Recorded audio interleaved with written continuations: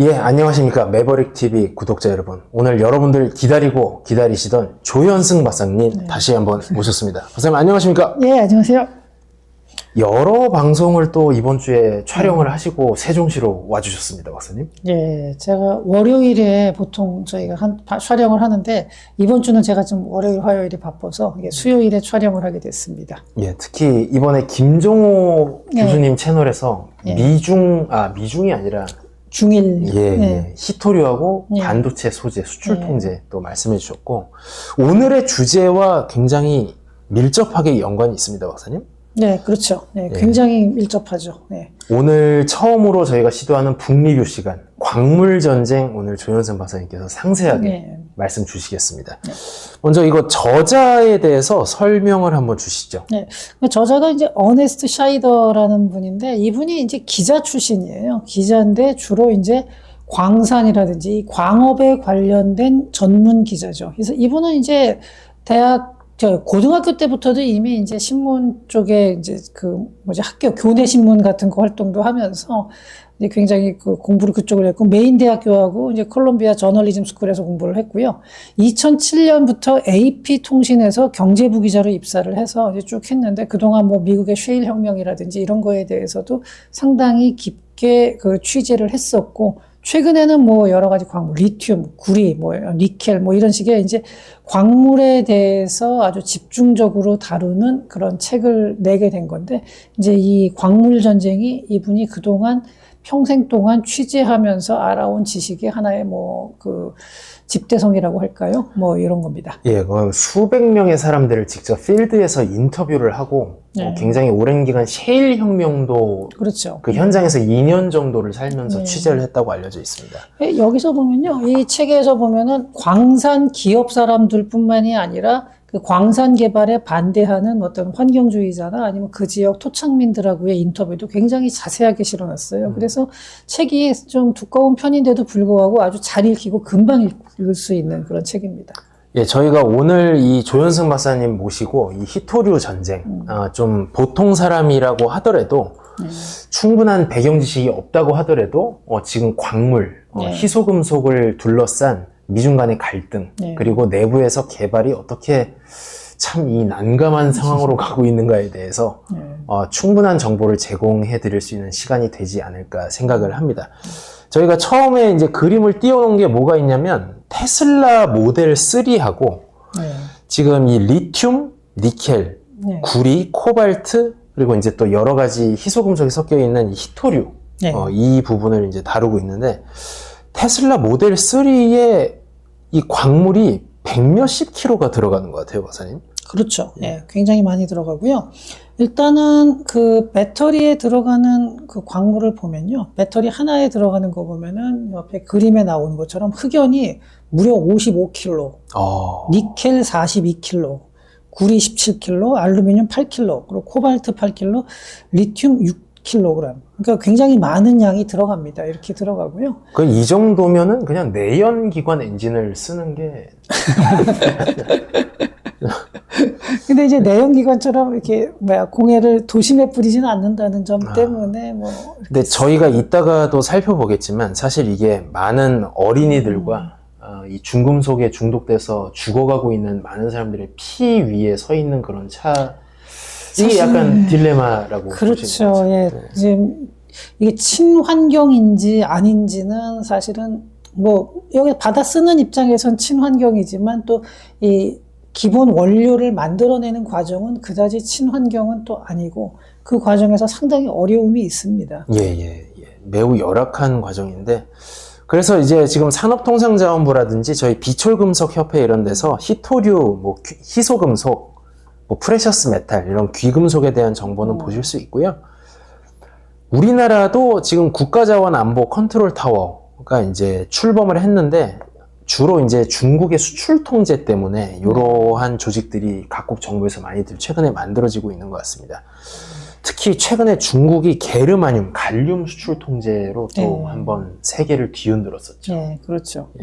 이것 때문에 일본이 또 사나이 총리의 목을 날리겠다 이런 발언을 하면서 일본이 반도체 포토레지스트랑 DUV 장비로 맞받아 쳤고, 제가 보니까 이 스타링크 위성에도 실리콘에다가 게르마늄을 섞은 웨이퍼 칩이 이제 많이 들어가는 걸로 알려져 있습니다. 그만큼 히토류가 앞으로 기술 패권 경쟁에 있어서 굉장히 중요한데, 박사님, 미국의 히토류 매장량이 많은데 저기 피켓 들고 서 있는 사람들을 보니까 쉽지 않겠다라는 생각이. 그러니까 그게 바로 이 책에서도 그런 거예요. 그러니까 여기서는 이제 모든 광물을 다 얘기한 건 아니고요. 이제 주로 리튬, 니켈, 구리, 코발트를 중심으로 설명하면서 히토류 얘기도 조금 나옵니다. 여기에 대해서 이 미국이 광물 매장량은 많아요. 근데 이제 이 개발에 어려움을 겪고 있는 미국의 딜레마를 이제 쭉 설명을 한 거예요. 이게 왜 광산이 이렇게 있는데도 불구하고 개발이 안 되는지 이제 구체적인 사례를 설명을 한 거죠. 예, 일단 총론적으로 보자면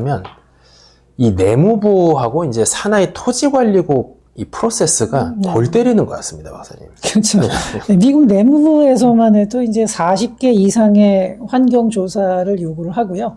토지관리국에서도 이 환경 보고서를 검토하는 과정이 필요한데 여기서 이제 시민들의 의견도 수렴하고 뭐 여러 가지 과정을 거치다 보니까 이 절차가 굉장히 지연이 돼서 광산이 개발이 돼서 상업성이 있다고 판정이 나도 이거를 개발하는데 빨라도 한 4, 5년 걸립니다. 아, 엄청 빠르게 해서 4, 5년이라는 그런. 그렇죠. 예, 그리고 이게 이제 주변의 사람들한테 양해를 다 구하고 해도 토지 보상 문제하고 그 다음에 오염 물질이 바깥으로 빠져나가지 않게 그 장치를 다 설치를 해야 돼요.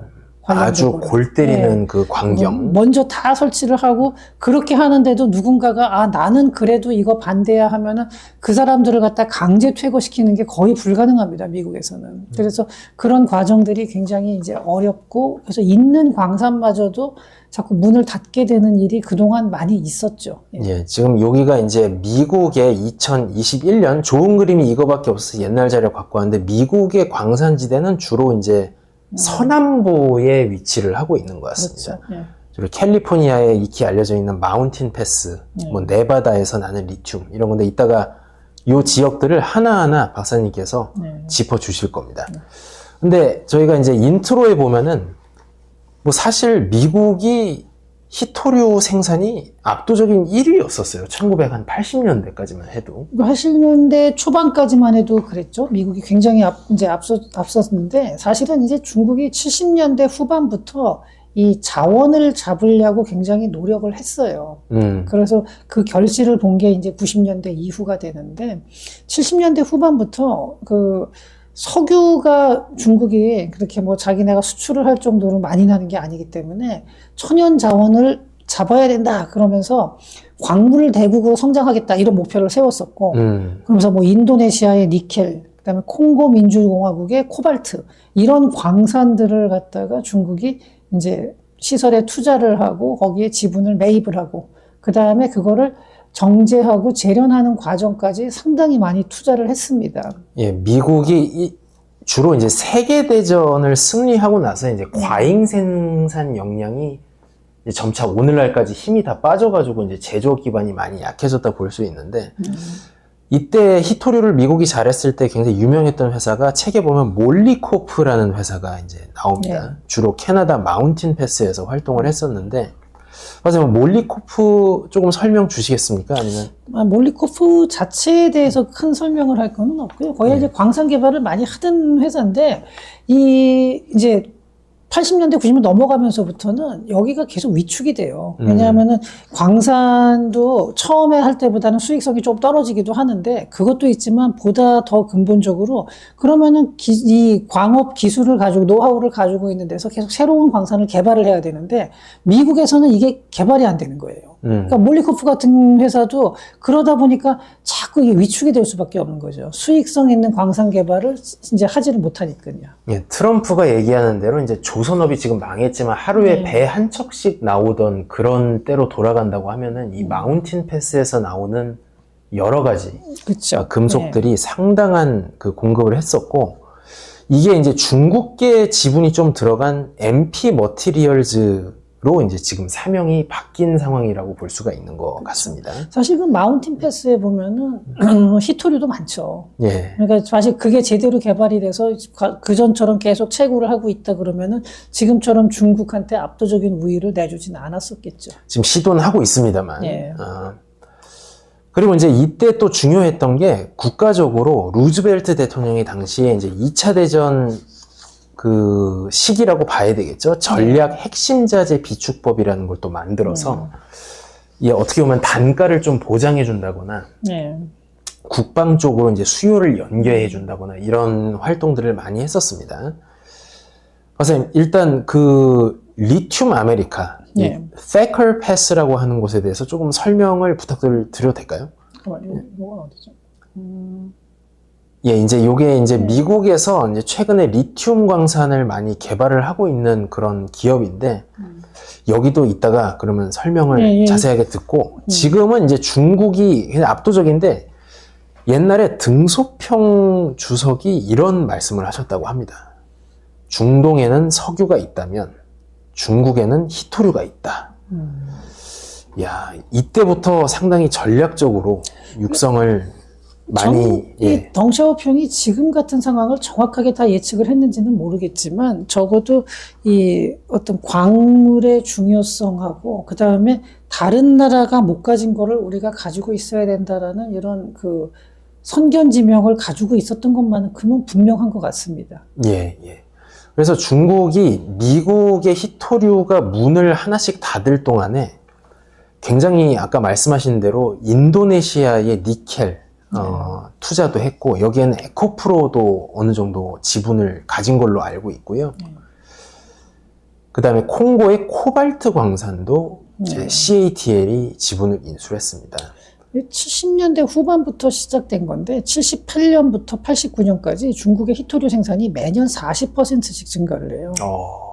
코발트하고 그 다음에 뭐 리튬이나 구리, 그러니까 희토류가 아니더라도 이런 거에 대해서 해외 자원을 엄청난 속도로 확보를 해나갔는데 이 과정에서 미국은 상당히 좀 이 부분을 소홀히 했고 미국이 2021년에 아프가니스탄에서 철수했잖아요. 예. 그 다음에 중국 광산 기업들이 싹 들어갔어요. 광업 기업들이. 그래가지고 구리 매장층을 개발하기 위해서 탈레반과 협상을 이미 하고 있고, 지금 이제 조사 중입니다. 예, 예. 근데 이제 이 광산 투자를 공격적으로 하는 건 좋은데, 또 콩고가 보니까 최근에 수출 통제를 해가지고, 여러 나라들하고 이제 코발트 수출을 다변화하려고 그런 움직임을 또 보이고 있는 것 같습니다. 그러니까 중국의 투자를 받는 것까진 좋았는데, 그쵸. 이게 하는 짓을 보니까 조금 뭔가 이대로 계속하면 안 되겠다라는. 그리고 지금은 르완다하고 전쟁을 하다가 또 트럼프가 중재를 해가지고 미국하고 또 광물 협정을 맺는다라고. 그러니까 해요. 이게 콩고 입장에서도 그러니까 다른 나라도 그래요. 그러니까 중국의 투자를 받아서 자원을 개발한 나라들이 하다가 보면은 너무 중국한테 일방적으로 끌려간다 싶으니까 또 약간 반발도 나오고 있긴 합니다. 그러니까 요즘에 정세가 중국이 희토류를 확실하게 여러 가지로 이제 장악을 하고 있는 건 맞는데 그 힘이 과연 언제까지 지속될지에 대해서 또 약간 회의적인 생각을 하는 사람들도 있죠. 네. 미국도 어떻게 보면은 지금 중국이 갑자기 희토류를 닫아간다 그러면은 굉장히 어려운 상황에 빠지기 때문에 급한 것 같아요, 지금. 그리고 아르헨티나에다가도 그 염수에서 리튬을 뽑는 그 메가 프로젝트를 또 간펑 리튬이 했다고 알려져 있고요. 뭐 손을 안 뻗치는 데가 없습니다. 이 점유율이 너무 압도적입니다, 목사님. 그리고 또 하나는 어떤 게 있냐면은 미국에서 과거의 희토류도 그렇고 그러니까 광업이 이렇게 굉장히 활발한 시절에는 미국에도 그걸 정제하고 재련하는 전문 인력들이 많았어요. 예. 근데 지금은 그게 다 줄어들면서 그 전문 인력 자체가 거의 없습니다. 그래서 이제 물론 그게 아주 최첨단 하이텍 기술이 아니다 하더라도 그쪽에 전문 인력이라는 게 1, 2년 안에 완성이 되는 게 아니거든요. 그러니까 지금 미국은 또 인력 부족에도 시달리고 있는 상황이고요.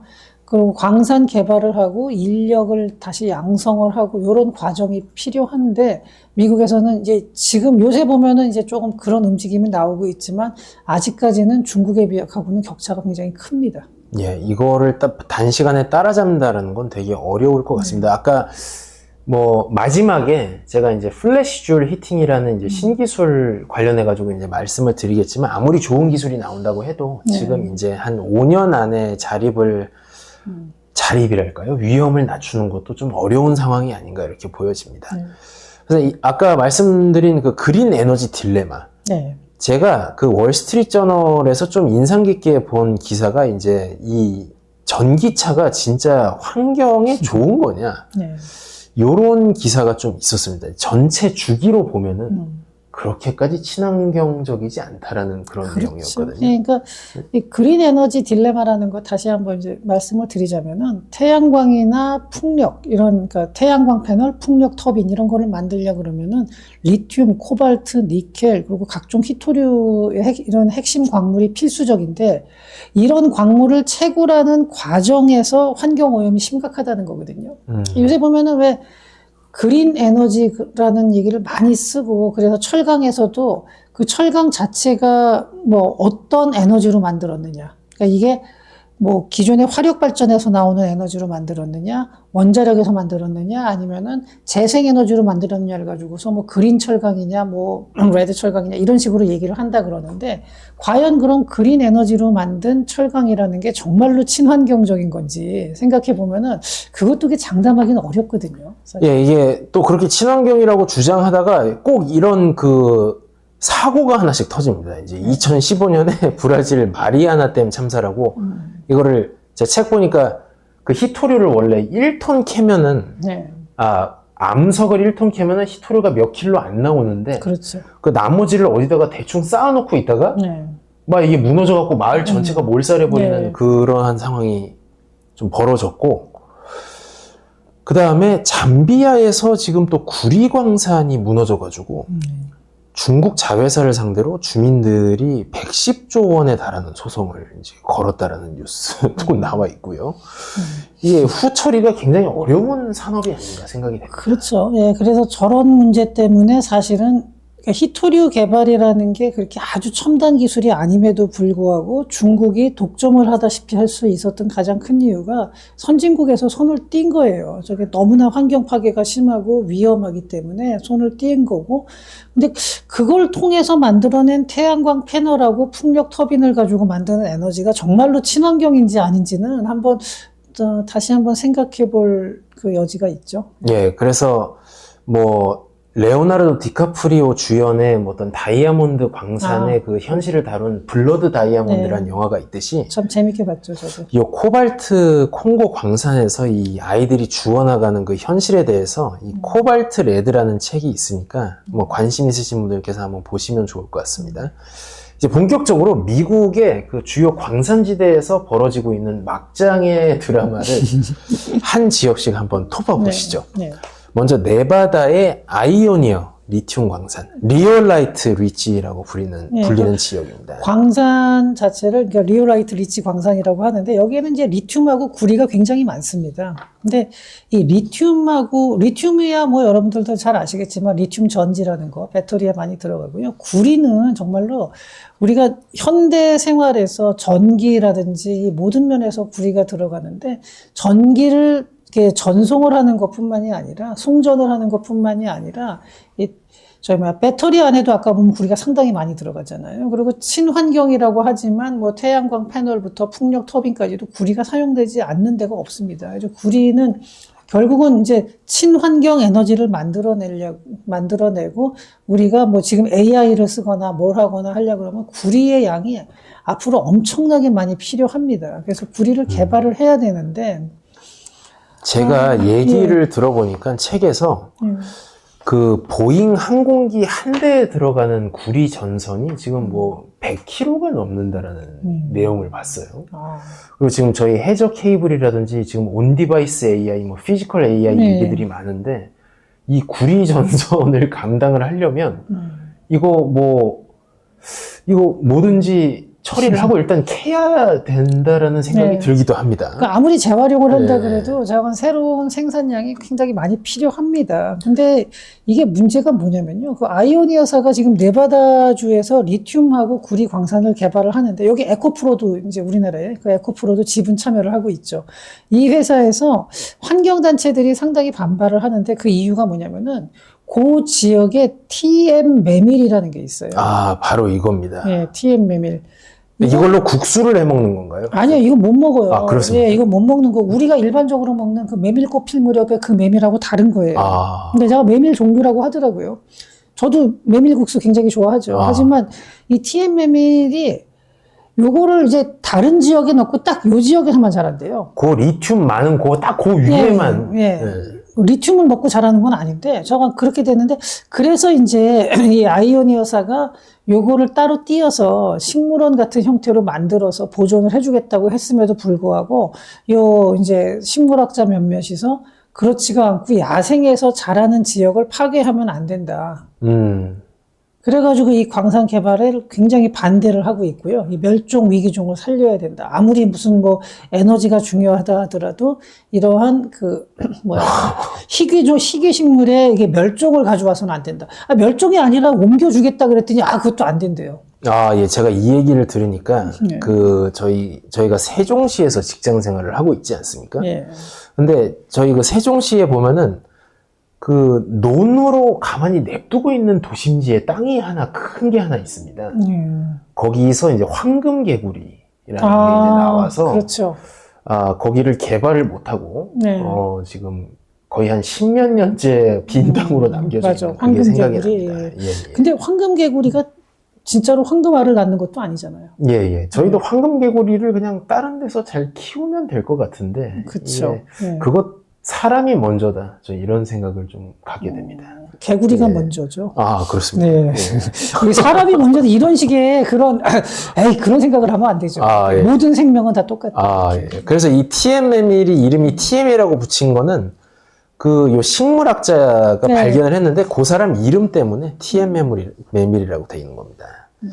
다음을 보면은 제가 7월 달에 미국 출장을 갔다 왔는데 지금 네바다 주정부가 리튬 루프라고 네바다에 테슬라의 기가팩토리 제1호 공장이 있거든요. 네. 여기에다가 리튬을 공급을 하기 위해서 이게 주지사 직속의 경제개발국의 역점 사업입니다. 전 어떤 산업 인력들이 이 리튬 루프와 전기차 산업을 향해서 달려나가려고 하는데, 네. 이거 메밀 때문에 안 돼. 이거 중국 사람들은 뭐 사람들이 죽든 말든 다 키고 앉아있는데 이거 너무 미국 사람들 아니란 거 아닙니까, 박사님? 메밀이 중요하죠. 멸종되면 안 되는. 예. 그렇다고 합니다. 멸종 안 되는데. 네, 죄송합니다. 근데 저는 미국은 이렇고요. 그 다음에 이제 애리조나주에도 있어요. 구리광산. 굉장히 큰 광산, 리졸루션 광산인데, 여기가 이제 호주계 광산 기업인 리오틴토라는 그 기업이 여기를 개발하려고 그러는데, 여기는 문제가 뭐냐면요. 이게 그 근처에 아파치족들이 많거든요. 여러분 잘 아시죠? 아파치. 제가 그림에 띄워놨습니다. 네, 아파치. 이런 분들입니다. 네. 저 사람이 약간 백인처럼 생겼는데요.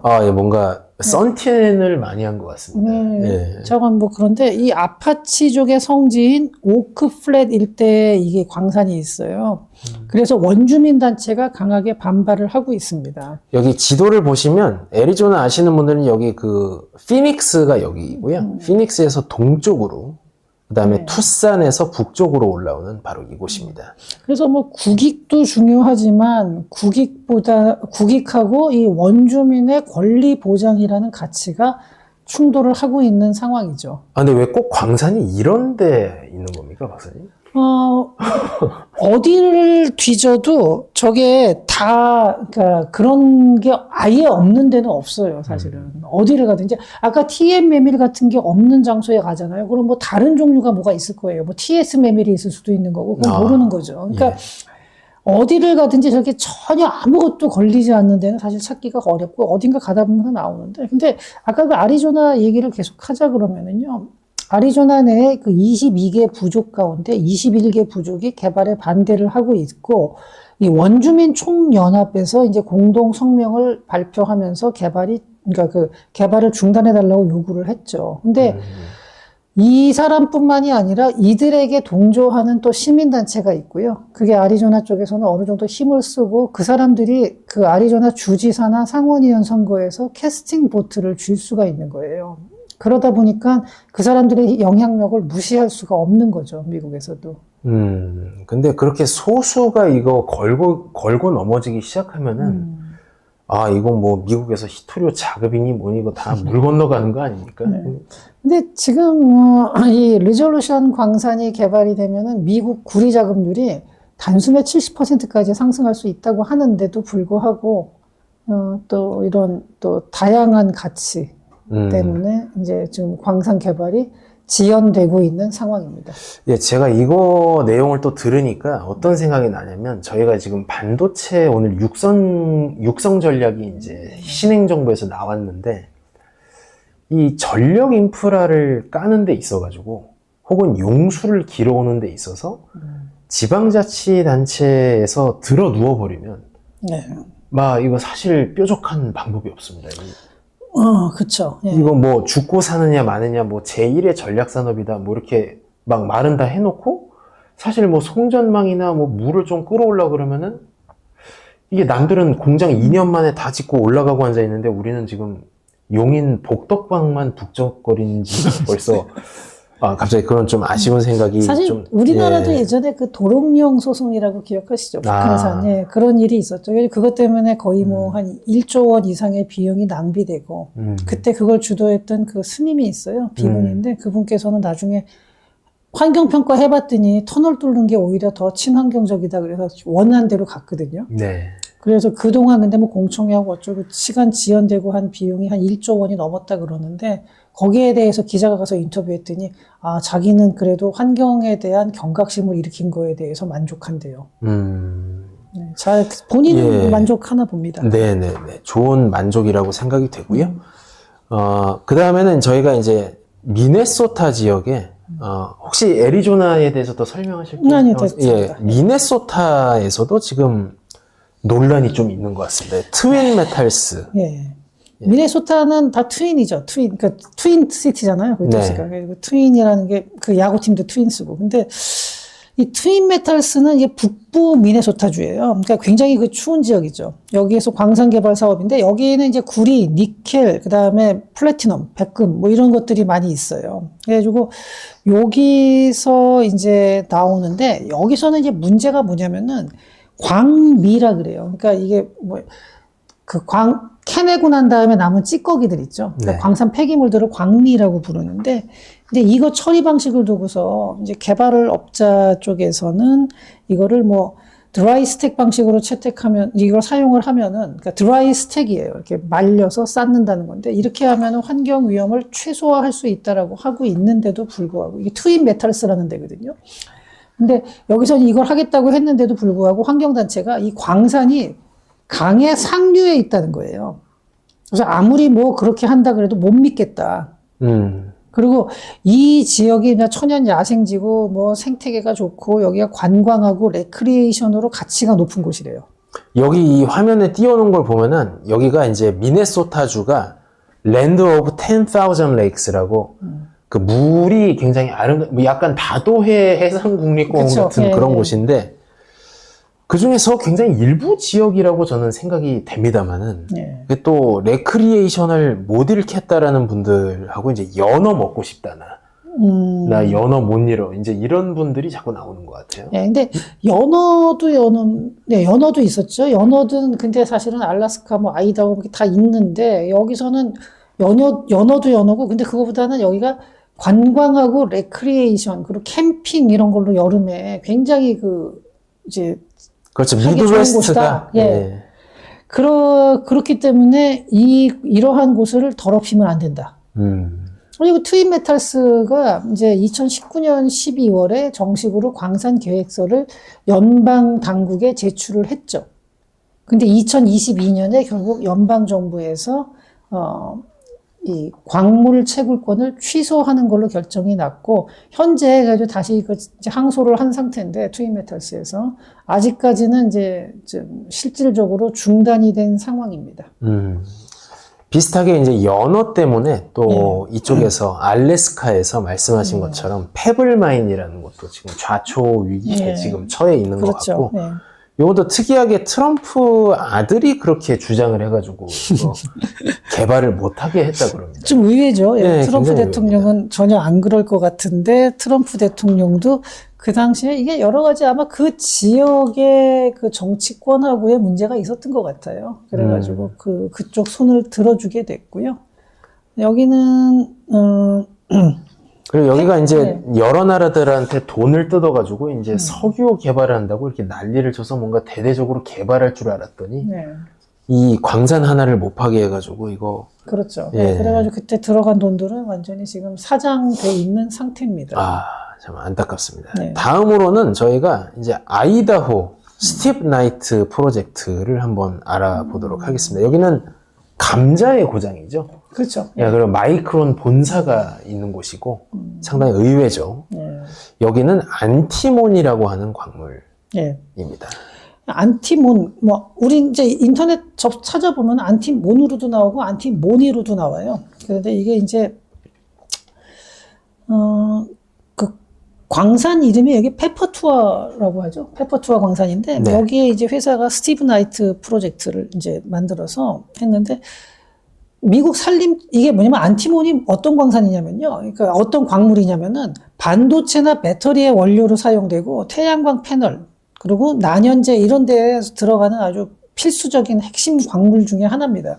별로 그러니까 우리가 이름 들으면 안티몬 그러면 그게 어떤 나라 이름인가 뭐 생각할 수도 있는데 그게 아니라 광물입니다, 이것도. 그리고 군사적인 용도가 상당히 많았어서 2차 대전 때 특히 화약이라든지 포탄 제조에 상당히 많이 활용된 걸로 이렇게 나옵니다. 근데 이제 이게 언제냐면 굉장히 오래전 한 8년 전에, 그러니까 8년이 뭐야, 거의 한 10년 전에 이 광산 개발 허가를 신청을 했는데 그 8년 동안 검토를 했어요. 검토하는 기간이 8년 걸렸어요. 예. 그래가지고 결국은 허용하기로 했습니다. 이거는 성공을 했군요. 예, 이건 성공을 했어요. 아하. 근데 이것도 중간에 어려움이 많았던 게 그 아이다호 지역에도 원주민들이 있거든요. 네즈 페르세족. 아파치보다는 좀 덜 유명한 네즈 페르세족이라는 데가 있었는데 여기가 이제 반대를 상당히 했었죠. 근데 그때 반대한 가장 큰 이유가 이 프로젝트가 아이다호주의 연어 개체수에 영향을 미칠 수 있다. 이분들도 연어를 많이 드시는 분들, 그러니까 흰재 연어 이런 거. 이분들도 먹겠고 아마 또 팔겠죠. 네, 수출도 하고 뭐 이러면서. 그리고 아까 얘기했던 그 페블마인 프로젝트 거기서도 이 붉은 연어가 그 근거지하고 너무 붙어 있다는 거예요. 그리고 이 페블마인 프로젝트는 현재 중단됐는데 그래도 이 스티브 나이트 프로젝트는 허용이 됐습니다. 이게 2028년에 개장이 예정이 돼 있다라고 들었습니다. 네, 그래가지고 2028년에 개장을 하면은 미국에서 연간 안티몬 수요의 35% 이상을 공급할 수 있고 매년 이게 45만 온스의 금도 같이 나온답니다. 그러면 상당히 이게 제가 저 콤마를 잘못 찍었는데 네. 금만으로도 돈을 많이 벌 수 있는 거 그렇죠. 아닙니까? 예, 금 가지고도 충분하죠. 예, 그러니까 충분한지 모르겠습니다만 예. 엄청난 액수죠. 예, 금도. 예. 그렇습니다. 이번에 또 드라마가 펼쳐지는 지역은 저희가 노스캐롤라이나의 아까 거기서 보면 예. 그 금액 1200이 아니라 12,800km입니다. 예. 제가 이거는. 콤마를 잘못 찍어놔서 숫자는 정확히 써놨습니다. 네. 굉장히 많은 양인데요. 그렇죠. 그러니까 이게 상당히 수익성이 높아서 아마 그래서 허용된 걸 수도 있어요. 히토류보다는 금을 캐려고 허가를 해준 걸 수도. 네, 그럴 수도 있습니다. 예, 다음으로는 노스캐롤라이나의 게스턴 카운티 리튬 광산에 대해서. 이제 피드몬트. 예, 맞습니다. 네, 피드몬트죠. 이게 피드몬트 리튬 광산인데, 이 피드몬트 리튬이라는 회사가 그러니까 미국의 북미에 본사를 둔 리튬 광산 업체예요. 피드몬트 회사 그 기업 이름이죠. 그래서 북미 최대의 리튬 생산 업체인데 여기서 그러니까 2020년에 테슬라하고 향후 5년 동안 고순도 리튬 광물의 그 농축물이 있는데 그게 이제 그 농축물을 공급하는 계약을 맺고서 이 노스캐롤라이나 게스턴 카운티에 있는 광산 개발을 추진 중에 있습니다. 2024년에 개발 허가를 받았어요. 그런데 받아놓고 나서도 이제 지역에서 계속 반대하고 난리치고 뭐 환경을 맞춰라 어쩐다 한 다음에 이때 하필이면 또 시장에서 리튬 가격이 좀 떨어지고 하다 보니까 자금 조달이 잘 안 돼가지고 2027년 이후에 개발을 할 걸로 전망이 됩니다. 그러니까 그때는 이게 중국하고 다른 게 중국은 개발되면 정부에 돈을 대가지고 그냥 캐요. 근데 미국은 이게 또 수익성이 맞아야 돼요. 근데 옆에 주변의 환경 문제나 이런 거 다 신경 써서 비용도 상당히 높은데 그때 리튬 시세가 조금 안 좋으면은 개발이 딜레이가 되는 거죠. 이게 이제 원래 이게 정상이잖아요. 근데 중국이 그렇죠. 조금 이제 이런 거를 갖다가 정부 주도로다가 밀어붙여서 중국에서는 이런 과정이 없이 그냥 막 개발이 되는 거죠. 이게 어떻게 보면 원자재나 이제 메모리 반도체나 요 사이클을 잘 타야 되는데 네. 사실 통상적으로 보면은 메모리 경기가 완전히 죽었다. 리튬 가격이 완전히 박살났다. 네.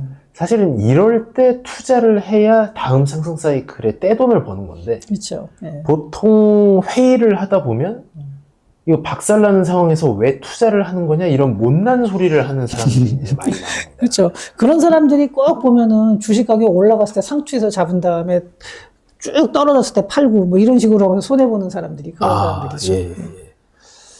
그리고 이제 이 히토류라고 하는 게 굉장히 중요하다라고 얘기를 하는 것이 여기 보면은 20년이 지난 배터리 안에 있는 리튬, 뭐 니켈, 코발트 이런 것이 다 금속이라서 네. 얼마든지 재활용이 또 가능하다고 합니다. 그렇죠. 예. 네, 이거를 새로 다 까서 개발하는 거 말고 또 재활용을 하는 기술이 상당히 중요하다고 알려져 있어요. 사실 그게 요즘 들어서는 오히려 비용이 더 싸요. 그리고 욕도 덜 먹고요.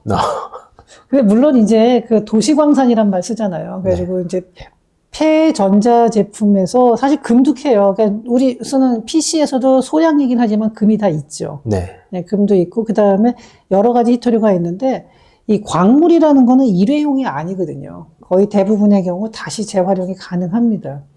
그렇기 때문에 그걸 추출하고 하는데 물론 그 과정에서도 상당한 그 환경 오염 물질이 나오기 때문에 순수하게 정말로 아무런 환경 오염 없이 100% 리사이클링 되는 건 아니긴 하죠. 네, 그렇긴 하지만 그래도 새로 광물을 캐는 것보다는 훨씬 오염 물질이 덜 나오고, 네. 그 다음에 요거야말로 진짜로 위치를 골라서 정말로 아까 말한 TM 메밀도 없고 인디안도 없는 지역을 골라서 가서 할 수가 있기 때문에 이런 면에서는 이게 훨씬 더 효율적인 거죠. 제 생각에는 누군가 그런데 공장이 이런 재활용 공장이 생기면 가서 TM 메밀을 심을 것 같습니다. 그런 생각이 그렇게 하면은 제가 뭔가 일확천금을 할 수 있겠다라는 생각. 뭐 물론 환경을 좋아하시는 분이 다 그렇다라는 게 아니라 저처럼 나쁜 사람은 그렇게 생각할 수 있다라는 그런 말씀이고요.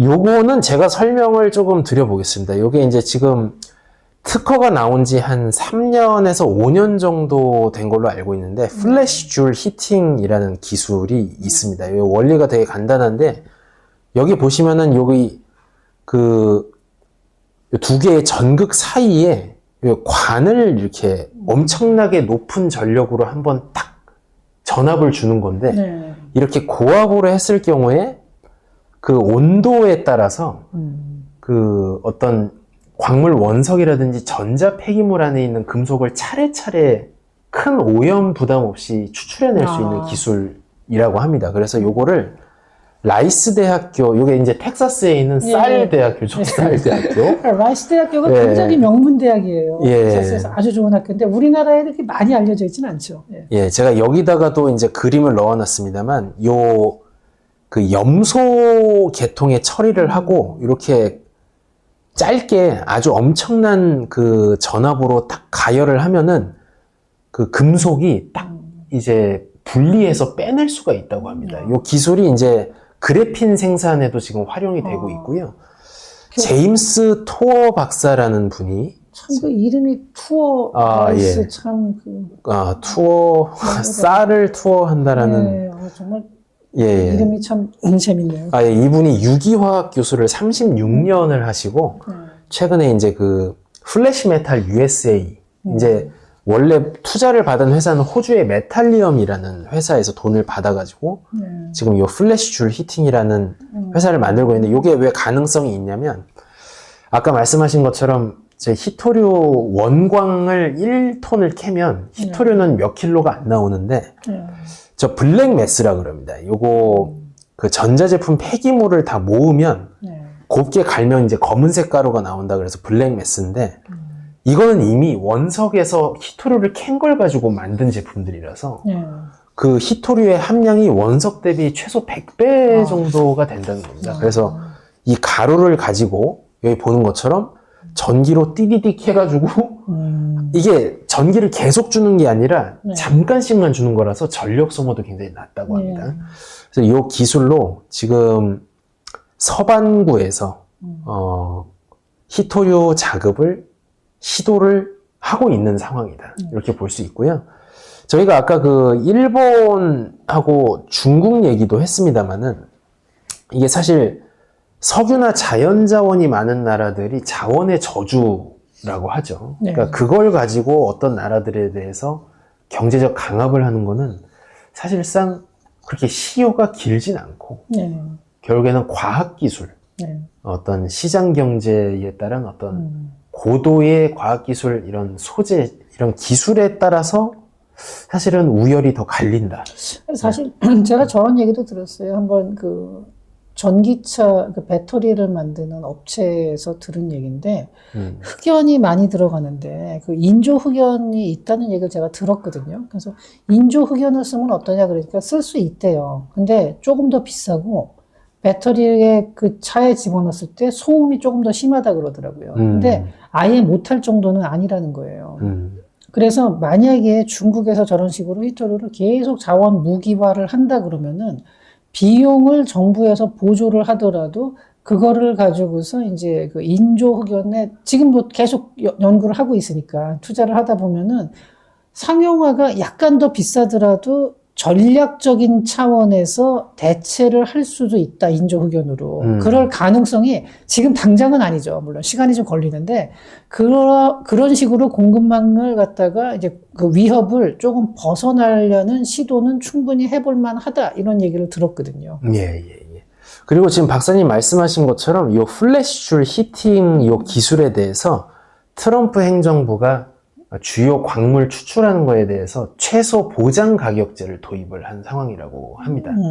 이게 사실은 저희 아시아 국가들이 수출 제조업을 일으킬 때 많이 하던 짓인데 이게 그 양산 수율이 올라오기 전에 계속해서 보조금을 줘서 될 때까지 하는 이 방식이 이제 산업 정책이 부활했다 이렇게 평가를 할 수 있는 대목인 것 같고요.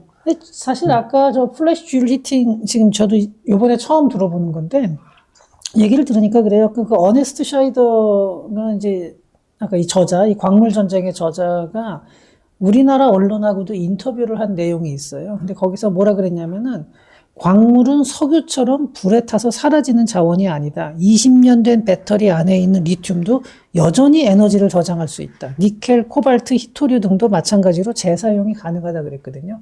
그럼 그동안 수십 년 동안 썼던 모든 배터리나 어떤 그 전자기기에 있던 장비들을 가져와서 저 기법, 플래시줄 히팅 기법으로 활용을 한다 그러면 아마 상당히 많은 양을 지금 생산을 다시 해낼 수 있을 걸로 기대가 되긴 합니다. 예. 그리고 또 이제 저희가 너무 미국 편을 든다 이렇게 생각하실 수 있는데 이 플래시줄 히팅에는 중국 기업들도 지금 많이 참여를 하고 있습니다. 근데 어떻게 보면은 이 플래시줄 히팅 기술이 상용화가 대규모로 된다고 하면은 미국은 자체적으로, 유럽도 자체적으로 이제 히토류를 재활용을 할 수 있고, 쓰는 만큼 재활용을 할 수 있는 그런 스테디 스테이트로 갈 수 있다. 그러면 이제 의존도는 떨어지는 거니까. 그리고 전체적으로 중국도 재활용이 많이 가능하다고 하면 이제 더 이상 이제 댐이 무너져서 누가 죽는다거나, 뭐 혈료를 싼다거나 이제 이런 비극이 좀 줄어들 수 있다라는 거에서 기술 발전은 항상 긍정적인 것이 아니냐 이런 생각이 들고요. 뭐 박사님 저희가 좀 너무 숨가쁘게 달려온 것 같습니다만은 그 말씀하신 인터뷰 기사 요 화면 띄워놓고 오늘 그 히토류 광물 전쟁에 대해서 마무리 말씀 좀 부탁드리겠습니다. 일단은 저는 이제 마무리를 두 가지로 하겠어요. 하나는 그러니까 환경이라는 게 굉장히 중요하고 환경을 지키기 위해서 노력하는 사람들의 노력을 제가 폄훼하려는 거는 아니지만 이분들이 생각하는 그런 환경을 지키기 위해서 그러니까 광산 개발은 반드시 필요합니다. 그래서 환경 보호라는 것과 광물 개발이라는 것, 광산 개발이라는 것 중에서 이 적정한 선이 있어요. 어느 한쪽으로 극단적으로 가서는 안 됩니다. 그러니까 무조건 광산 개발 막 해야 된다. 이것도 틀린 거고, 그렇다고 절대로 개발하면 안 된다도 틀린 겁니다. 그러니까 두 가지가 다 틀린 거고, 그 중간에 적정한 선이 있으니까 그런 거. 그러니까 항상 보면은 무언가 하나 행동을 할 때 다른 쪽에 코스트가 들어간다는 점을 생각을 해야 되거든요. 이래서 균형 만점이 있는 생각을 좀 했으면은 합니다. 그리고 대표적으로, 코발트 광산 있잖아요. 코발트 광산에서 정말 엄청난 아동 노동과 거기서 발생하는 다양한 사고, 아동 노동뿐만 아니라 성인들도 거기서 위험에 굉장히 노출돼 있고 한데, 우리가 공정무역 같은 거 외치고 하면서 전에 보면 나이키 불매 운동도 했었고 이러잖아요. 개도국에서 아동 노동을 바탕으로 나온다. 그러면서 코발트에 대해서는 또 그런 얘기를 별로 안 해요.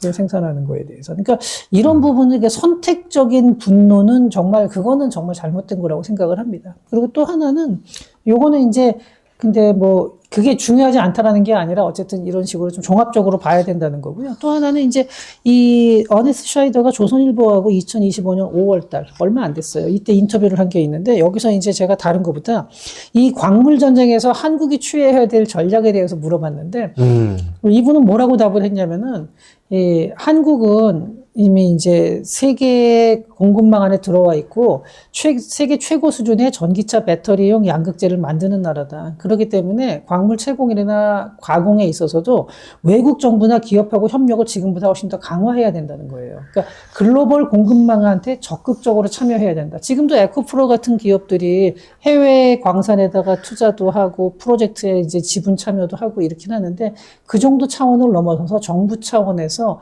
이 광물 공급망에 우리도 적극적으로 끼어들어야 된다. 이런 조언을 했는데, 그것도 상당히 일리가 있고요. 그거 플러스 우리는 우리 나름대로 또 대체 자원, 아까 인조 흑연도 우리나라에서 만들고 있고, 무히토류 배터리도 만들기는 만들었어요. 아직까지 상용화될 정도는 그건 좀 먼 얘기긴 한데, 이런 거를 만들고 있으면서 이런 개발에도 계속 투자를 해서 앞으로 상용화할 수 있을 때까지 더 노력을 해야겠죠. 예, 박사님, 오늘 또 귀중한 말씀 많이 나누셔서 감사합니다.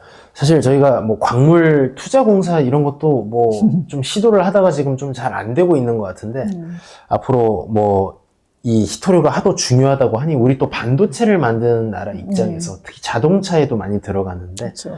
앞으로 이 박사님 이 광물 전쟁 강의를 또 중요한 분들이 듣고 좀 가르침을 많이 얻어가지고 우리 한국 경제의 공급망이 더 강건화되기를 바라면서 오늘 박사님 다시 한번 또 감사드립니다. 여러분, 오늘도 긴 시간 시청해 주셔서 감사드립니다. 네, 감사합니다. 감사합니다.